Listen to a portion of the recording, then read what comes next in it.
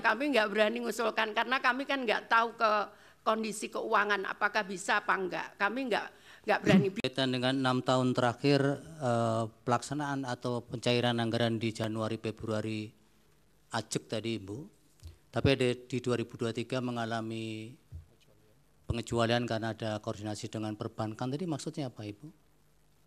Jadi begini Bapak, jadi mohon maaf setelah kita dalami, kan kenapa penyerapan itu kecil. Nah ternyata ada yang daerah misalkan kayak Aceh, itu dia harus nyebrang orang itu.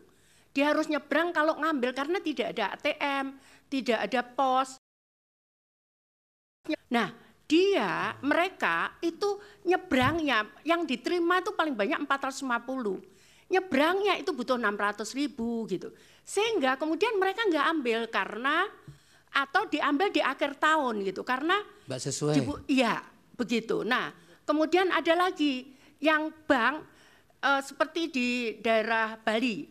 Itu ada di daerah di mana bank BTN itu nggak ada di kabupaten itu. Sehingga dia butuh untuk membayar transport untuk mengambil bank itu di kabupaten yang lain itu lebih banyak daripada yang dia terima. Itu yang kemudian kita rapatkan dengan Himbara yang tadi saya sampaikan ada Pak Wamen BUMN datang untuk bagaimana ini. Jadi kami pindah bank, yang bisa bank apa di situ? Kami pindah bank, kita ganti banknya. Kemudian ini gimana? Ada yang penyerapan 3 bulan. Itu kenapa nggak bisa yang baru? Jadi misalkan bapaknya ini meninggal, kita ganti dengan nama anaknya penerima. Itu bank tidak bisa serta-merta mengganti nama ini. Butuh waktu 3 bulan untuk sampai jadi rekening itu. Akhirnya kemudian disepakati, di situ ada seluruh bank, kemarin rapat dengan kami di seluruh bank, sehingga dan PT Pos disepakati untuk penerima baru itu disalurkan lewat PT Pos karena PT Pos bisa 1 minggu dia bisa mengeluarkan rekening itu. Sehingga saat itu kita butuh, itu yang pertama. Masalah yang kedua adalah beberapa temuan BPK, kita juga nggak berani melangkah itu. Kenapa? Contohnya misalkan ditemukan oleh BPK itu PNS itu penerima gitu. Nah kami butuh waktu, apa iya dia PNS betul atau bukan itu. Jadi itu salah satu kenapa di 2023 itu agak mundur. Jadi temuan itu ada yang mohon maaf, dia masuk di datanya AHU. AHU itu di Kementerian Kumham. Dia sebagai di situ ditulis sebagai komisaris perusahaan A. Tapi ternyata setelah kita cek ke lapangan dia hanya cleaning service.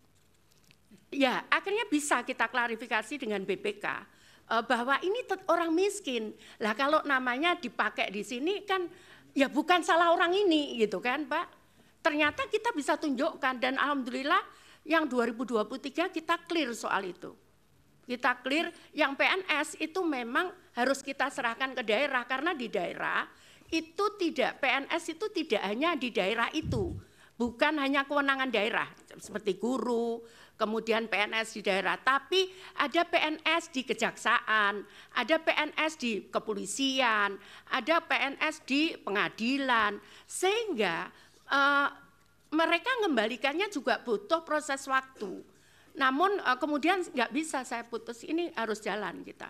Ya sudah ada beberapa temuan lagi yang seperti itu modelnya. Iya. Kemudian di 2024 Januari Februari sudah normal Ibu? Ya normal, alhamdulillah normal. Jadi yang itu malah di tahun 2021 saat awal COVID itu saya persis masuk 2 Januari kita keluarkan karena saat itu COVID.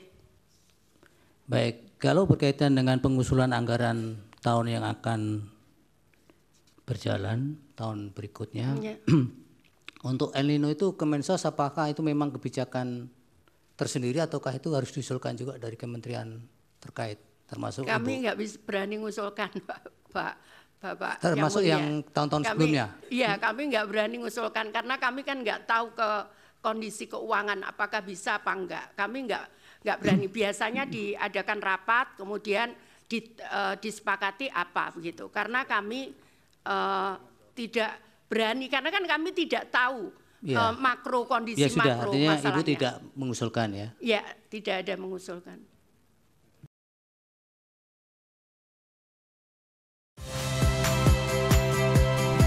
Saya Rahmat Ibrahim. Saksikan program-program Kompas TV melalui siaran digital, pay TV, dan media streaming lainnya. Kompas TV, independen, terpercaya.